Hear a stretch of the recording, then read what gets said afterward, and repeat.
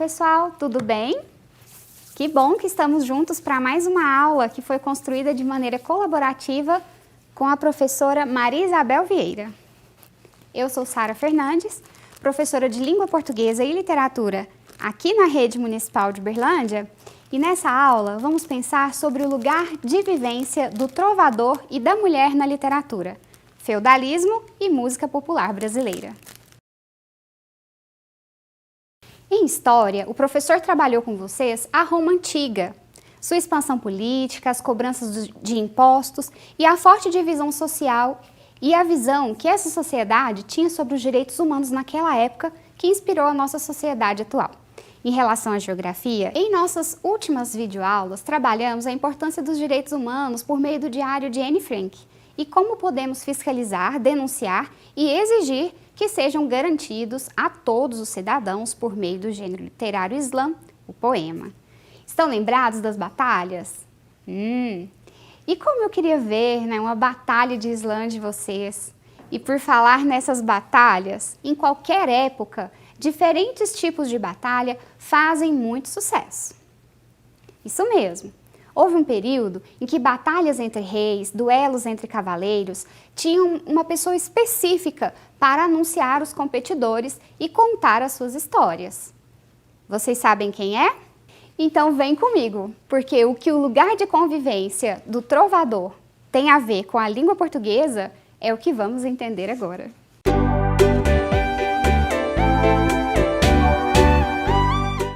Então, pessoal, vamos contextualizar aqui o período histórico, que nós encontramos o trovador. Isso tem a ver com a aula de história também. Vamos relembrar um pouquinho do que vocês viram na aula de história, que tem a ver com a nossa aula de língua portuguesa? Em história, vocês conheceram o feudalismo. Nesse período histórico, estavam bastante presentes as seguintes características. Era toda uma organização política, econômica, social e também cultural que era baseada na distribuição de terras. Então, a pessoa era rica, ou pobre pela posse de terras que ela tinha. Esse movimento, histórico e cultural aconteceu na Europa no século V e aconteceu também que, com o fim do Império Romano, surgiram outras línguas, chamadas línguas neolatinas. Que agora nós vamos entender o que são essas línguas neolatinas. Pensando no que isso tem a ver com a língua portuguesa, vou te contar que tem a ver com a criação da nossa própria língua portuguesa. Vamos ver como isso aconteceu? A partir da expansão do Império Romano, a cada novo território conquistado, as pessoas ali que falavam o latim, elas iam se interagindo, interagindo com as pessoas daquele local dominado. E a partir de anos, anos se passaram ali, essas pessoas, a linguagem, a língua, o idioma desse lugar passou a ser diferente daquele primeiro lá, aquele primeiro original lá do grego. Isso não quer dizer que essa nova língua que está surgindo, que nós temos como exemplo o italiano, o espanhol e a própria língua portuguesa, sejam menores ou inferiores. Não quer dizer isso não, certo? E o português, então, ele se originou aqui nesse período, mas só foi língua oficial mesmo, só foi considerado língua oficial no século XIV. E, além do surgimento da nossa língua, na nossa língua materna, nós temos que pensar também nos tipos de texto que eram produzidos nessa época. E aí, nós somos levados a pensar no trovadorismo. Olha que nome sonoro, Trovadorismo. O que será que é? Você já ouviu falar? No trovadorismo, as pessoas produziam textos da seguinte maneira. Estava bastante relacionada à questão musical e à poesia também. O período histórico e cultural, como nós já acabamos de discutir, de conversar, é o período da Idade Média. E então, esse texto que era produzido, ele era apreciado pela corte, pelos nobres. Então, quem é que produzia esse texto? O trovador, que nós já vamos conhecer. Esse texto, esse gênero textual, ele foi bastante importante para a consolidação da cultura e do idioma né, do nosso idioma, da língua portuguesa. Nós vamos perceber que esse trovadorismo, né, o trovadorismo português, ele foi bastante forte, né, na Europa por um longo período de tempo. E isso refletiu também aqui no Brasil, mas é assunto para uma próxima aula, certo? Pensando então no trovadorismo, que tem muita relação com o poema e com a musicalidade, nós temos as cantigas. Olha só, esse nome já lembra bastante, né? A música, o cantar, né? Mas como é que isso funcionava? Tinha toda uma estrutura, certo? As composições eram acompanhadas de música e dança, na maioria das vezes. E aí tinham diferentes tipos de cantiga. Cantigas de amor, de amigo, de escárnio e de maldizer. Parecem palavras antigas, não é verdade? Realmente, são muito antigas, são textos, né, de séculos atrás. Mas é importante que nós conheçamos esses textos porque eles influenciaram a literatura aqui do Brasil séculos depois. E também tem a ver com a nossa história de língua materna, certo? Vamos lá. As cantigas de amor, pessoal, qual era a característica dela?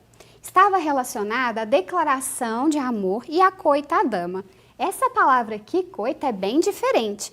Ela está relacionada ao sofrimento, certo? Ao sofrimento por amor, aquele sofrimento de ser rejeitado mesmo. Coração partido, sofrência, como vocês gostam de dizer.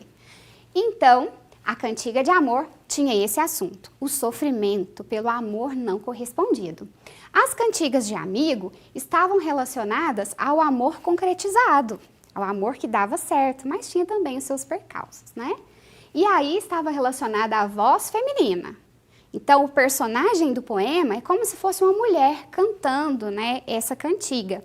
Mas o trovador era sempre masculino. Pararam para pensar sobre isso? Vamos lá. As cantigas de escárnio. Escárnio realmente está relacionado à crítica e à ironia. E as cantigas de maldizer, essas também tinham, além da crítica e a ironia, uma questão ofensiva. Olha só, ofensiva mesmo. E era diretamente associada à pessoa que queria se criticar, ok? Citava os nomes, olha só, né? Estranho, mas era característica da época, ok? Então, nós vamos falar de algumas dessas cantigas, não falaremos de todas, é para apresentar a você esse movimento histórico e cultural na literatura da língua portuguesa. Pensando então aqui no trovadorismo, nós temos os cancioneiros, que, claro, né, eram quem escreviam essas cantigas. Nós vamos diferenciar aqui alguns papéis, né, relacionados à produção textual desse período histórico e cultural. O cancioneiro produzia aquelas cantigas que ficaram, né, marcadas na história, sendo passadas de geração em geração, e algumas chegaram até a nossa época, tá? Aqui nós temos um exemplo, né, da publicação de uma dessas cantigas. E olha aqui que interessante, aqui essa imagem no canto, isso é uma iluminura. As iluminuras eram imagens bastante pequenininhas que eram colocadas no canto da página e eram relacionadas ao que o texto estava dizendo. Então, essa imagem aqui tinha tudo a ver com o que estava escrito. E quem produzia essas iluminuras, né, eram geralmente as pessoas sábias, né, ou então aquelas de cultura erudita mesmo. Não era comum isso aqui, não. E a maioria das pessoas dessa época não era alfabetizada. Por isso, então, as músicas, né, que eram mais fáceis, então, de ser ouvidas, de serem memorizadas, né, e aprender ali aquele ensinamento, porque por meio da leitura isso não podia acontecer de forma tão acessível à população. Falando, então, dos cancioneiros, nós temos a figura do trovador. O trovador, então, é quem tinha a linhagem, né, tinha todo um quê de especial em ser trovador. Geralmente nobres, mas havia também pessoas simples que tornavam-se, né, trovadores. Haviam trovadores populares também. Eles recitavam as cantigas com os instrumentos mais comuns, então. Aqui nós temos a presença, né, de um xilofone, se não me engano. Aqui da lira. Esse aqui era o instrumento musical preferido para acompanhar As cantigas é de estilo lírico mesmo, nós já vamos falar sobre isso.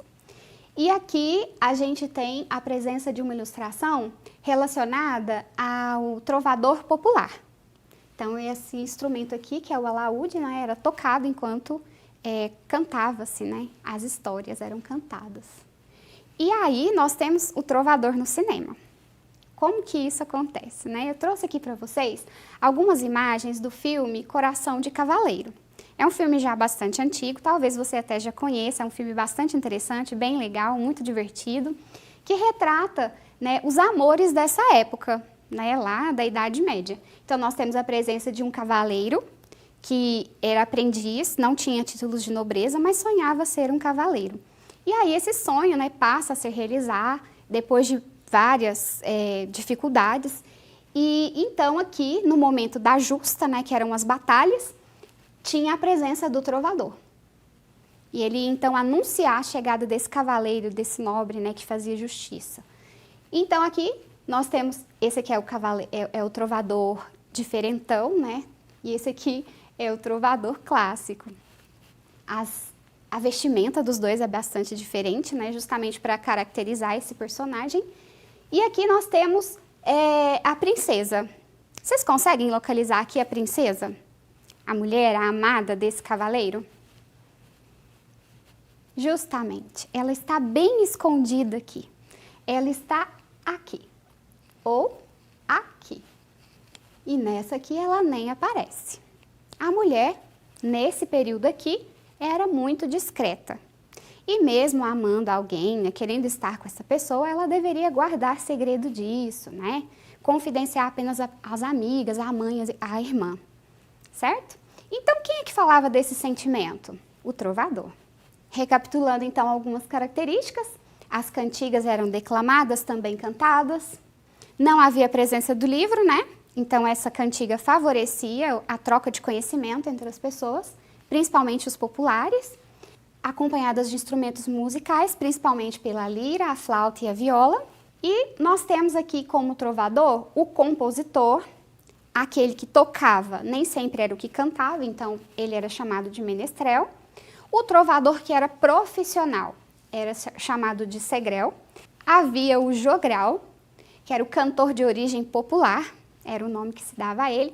E olha que interessante, havia também as baladeiras ou soldadeiras, eram as dançarinas e cantoras, mulheres que acompanhavam então esse evento, né, de cantar as cantigas. E aí, nós vamos trabalhar hoje em nossa aula a cantiga de amigo, certo?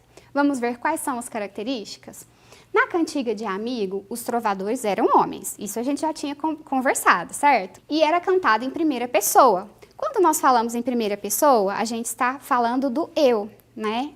Eu, tu, ele, nós, vós e eles são as pessoas do discurso. Então, quando falamos primeira pessoa, estamos falando disso. A pessoa que está falando é quem? É o eu, é a primeira. Então, nós chamamos a pessoa, o personagem desse poema, dessa cantiga, de eu lírico, certo? E então, esse trovador, que era homem, ele elaborava o poema como se fosse uma mulher falando, certo? E nesse poema, a dama expõe os seus sentimentos. Ela fala, então, dos sentimentos que ela tem pelo amado. E é muito discreto. Nós vamos ver como isso acontece.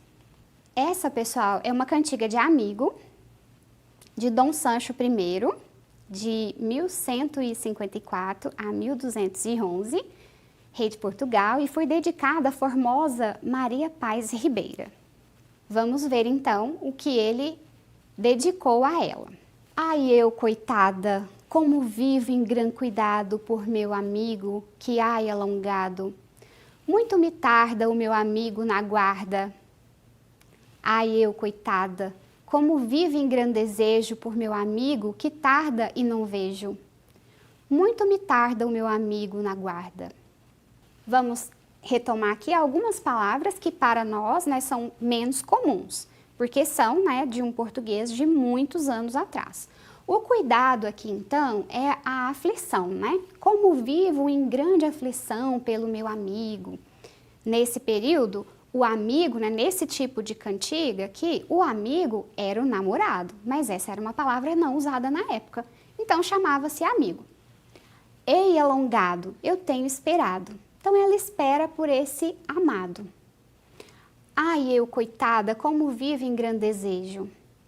Desejo aqui é a recordação saudosa, então ele está com saudades. Ai, eu, coitada, como vivo com saudades, né, do meu amigo, do meu namorado, que tarda e eu não vejo. Ok. Então, quem escreveu foi o rei em homenagem a uma mulher. Ele declarou seu amor por ela? Não declarou. Por quê? Na cantiga de amigo, é a mulher quem declara os sentimentos ao amado. Eu sei o que você está pensando. Como é que ele, sendo outra pessoa e homem, sabe o que ela, que é uma outra pessoa, mulher, está pensando? Está pensando que ele está sendo muito amado por ela, né? Alguém perguntou a essa mulher se ela realmente está esperando por ele? Não perguntou não, mas nesta época era assim que acontecia. O que você acha disso? Nós já vamos ver um outro tipo de texto aqui, também uma cantiga, e você vai poder comparar as duas, pensar na sua opinião sobre elas também. Agora, pessoal, eu preciso falar para vocês de um outro movimento também relacionado à poesia, também relacionado à música, que aconteceu aqui no Brasil na década de 60, muitos anos depois do trovadorismo que começou lá em Portugal e acabou chegando aqui no Brasil. Lembra que eu disse para vocês que o que aconteceu lá era importante nós conhecermos porque interferiu aqui na nossa literatura? Tá aqui a prova para vocês. Bem, MPB quer dizer música popular brasileira, e na década de 60 ela surgiu aqui no nosso país como forma de crítica social e também como forma de declaração de amor também, músicas românticas, certo? E o que acontecia nessa música popular brasileira? Houve a mistura, houve, né, a valorização de gêneros populares indígenas, que são voltados, né, por exemplo, à musicalidade feita com bambus, por exemplo, a musicalidade dos europeus, que tem a presença da viola, da lira, que nós falamos no início da nossa aula, e nós temos também a contribuição muito importante dos povos africanos, que juntou aqui, né, trazendo de lá a presença do batuque, dos tambores, e juntando tudo isso, né, com uma característica totalmente aqui do Brasil, surgiu então a música popular brasileira. Tempos depois, né, houve aqui o samba, o início do samba, o samba raiz, né, e dele, né, se derivou vários outros tipos de samba, né. A música popular brasileira teve aqui no Brasil diversos representantes. Uma delas é a Elis Regina, que deu abertura, né, a esse movimento, cantando uma música em um festival na TV. Nessa época, os festivais de músicas, eles eram transmitidos pela TV e pelo rádio, e a audiência era enorme. Então, aqui na década de 60, tá bem? E aí, o Chico Buarque, que também fez parte desse movimento, produziu várias músicas pensando nessa mulher que estava sendo moda na década de 60. A mulher da década de 60 era uma mulher que cuidava do lar, que cuidava dos filhos, cuidava do marido, que estudava, né, o tanto que era conveniente para a sociedade e ainda era toda linda, toda produzida, né, tipo Barbie, né, vamos assim dizer. Ela era toda arrumada sempre o dia todo. Era quase uma Mulher Maravilha. Então vamos ver como que isso acontece aqui na música, como que é retratado, certo? O Chico Buarque, então, vou apresentar um pouquinho da história dele para vocês, né, de quem ele é. Nasceu em 1944, ele é músico, dramaturgo e escritor brasileiro. Produziu já uma série de livros lançados, tem livros infanto-juvenis também, voltados para o público juvenil. E em 2019 ele recebeu um prêmio, né, o Prêmio Camões, a 31ª edição do Prêmio Camões, certo? Então, nós vamos falar desse álbum dele aqui, né, que foram escolhidas várias canções do Chico e colocado aqui. E olha o título desse álbum dele, O Trovador. Então, tem tudo a ver com o trovadorismo. Mas será que é aquele trovadorismo idêntico ao que aconteceu lá em Portugal e que aconteceu aqui no Brasil também? Lá em 1500? Não é. Aqui nós vamos ter a presença de um trovador que vai falar da mulher amada e vai fazer cantigas. Mas como é que será que é essa mulher? Será que é a mesma mulher? As cantigas de amor, conforme o trovadorismo, são da seguinte forma. Também é em primeira pessoa, né? Temos a presença do eu lírico, nós temos a presença do trovador, que é homem, até agora não muita diferença, né? Ele declara o seu amor por uma dama. Então, na cantiga de amigo, a mulher é quem declarava o amor. E aqui, na cantiga de amor, é o trovador que declara o seu amor à mulher. É ele quem faz a declaração. E há aqui também a presença de um certo sofrimento, e muitas vezes. Há também amor realizado, amor feliz, né? Mas não tanto aqui. E nós temos a confissão amorosa direta. Ele declara diretamente seu amor, não faz rodeios. E a dama é chamada de senhora. Por que ela é chamada de senhora? Porque lá no trovadorismo só era senhor quem era nobre. Então, ao trovador chamar essa mulher de senhora, ele está dizendo, você é superior a mim, né? Eu sofro por você, você é infinitamente melhor que eu. Eu não alcanço o seu amor, mas serei sempre o seu servo. Então, era uma relação aqui de senhor e servo, assim como na sociedade do feudalismo, né, que vocês viram tão bem na aula de história. Então, o apaixonado, servo eterno dessa amada. E como é que isso aconteceu na música do Chico Buarque? Nós vamos ver agora. Acompanhem comigo. A cantiga, né, é considerada uma cantiga de amor, conforme os critérios lá do trovadorismo.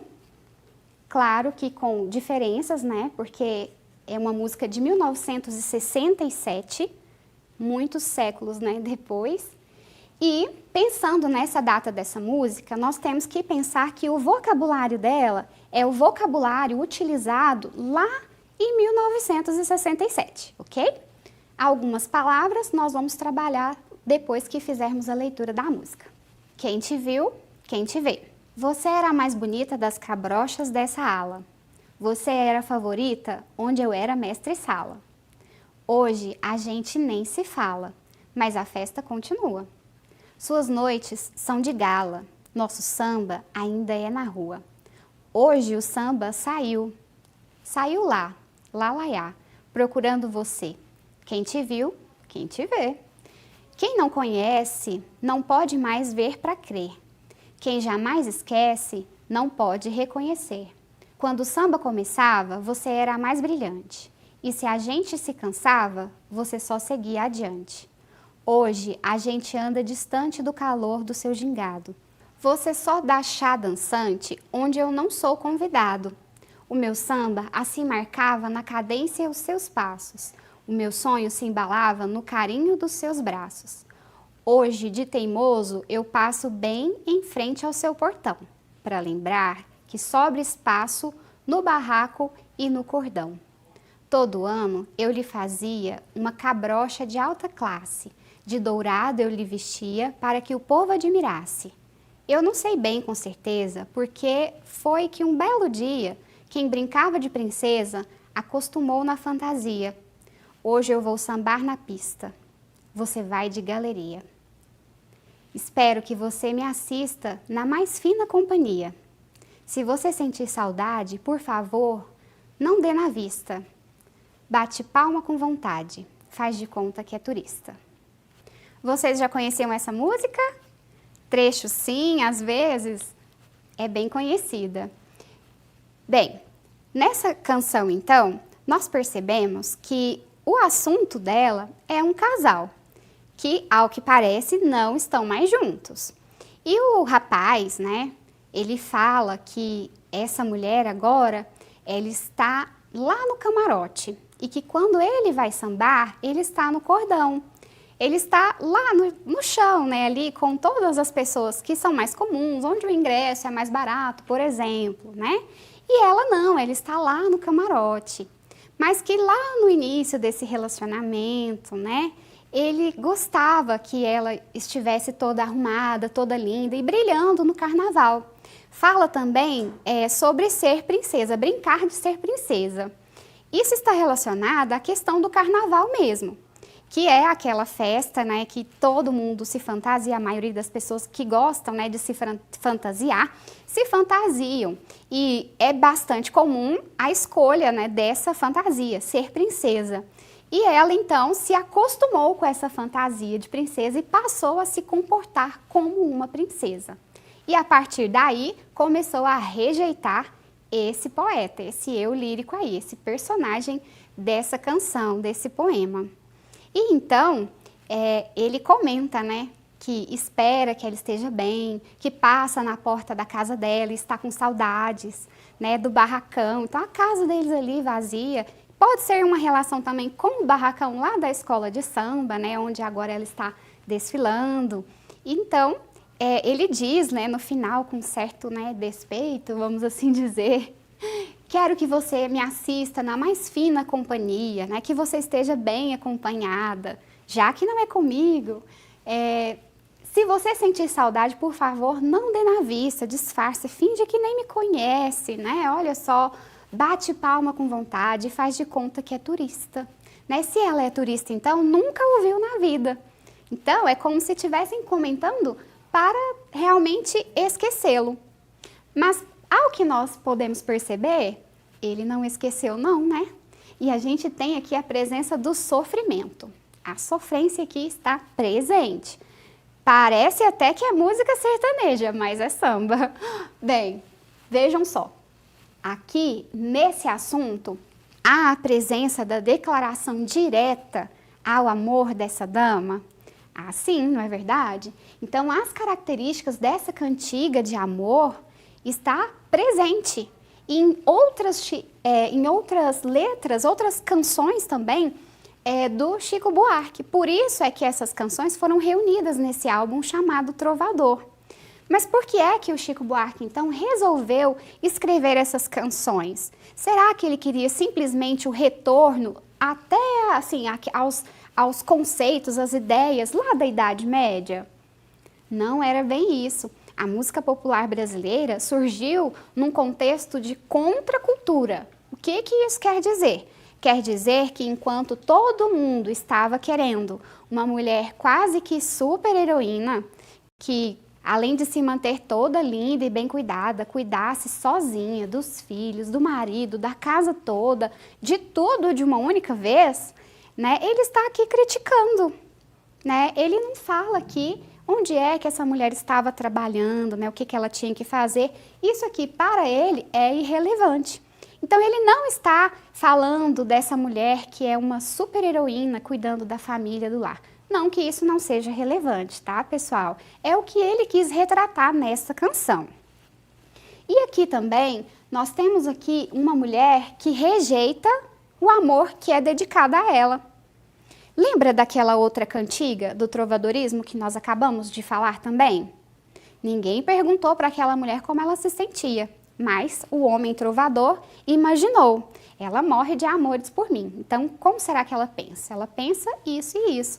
Aqui nós não temos isso na cantiga de amor. Nós temos o trovador, sim, né, falando desse eterno amor. Ele até fala que não, né, finge que não me conhece. Mas a gente percebe aqui que em todos os lugares que ela está, ele também está, né, observando, admirando essa mulher. E essa mulher sabe o que ela quer. Ou o que ela não quer. Ela não quer o amor dele. E assim ela o rejeitou. Essa mulher, né, é uma mulher livre, bem diferente daquela mulher que nós vimos lá na Idade Média. E o trovador também é diferente, não é verdade? Ao invés de usar apenas a lira ou a viola, ele utilizou-se aqui do samba.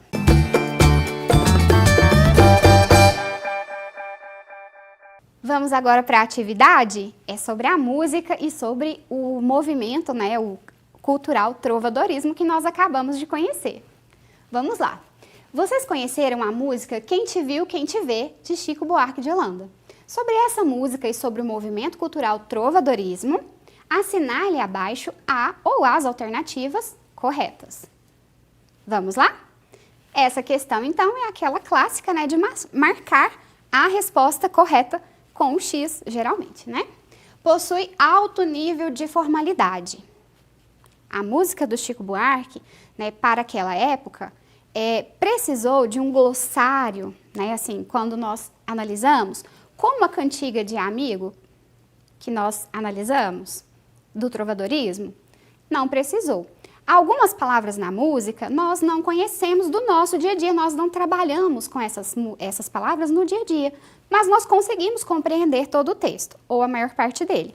Então, nós não podemos falar que era de um alto nível de formalidade, não haviam palavras ali, né, com vocabulário excessivamente rebuscado. Então, essa não marcaremos. A exaltação da figura feminina? Ah, sim, não é verdade? A mulher é vista como superior ao eu lírico, que é o personagem da canção, o personagem do poema. Como que era essa visão? Realmente, né? O eu lírico fala que ela é inatingível, né? Está lá no camarote. A dama sofre com a ausência do amado?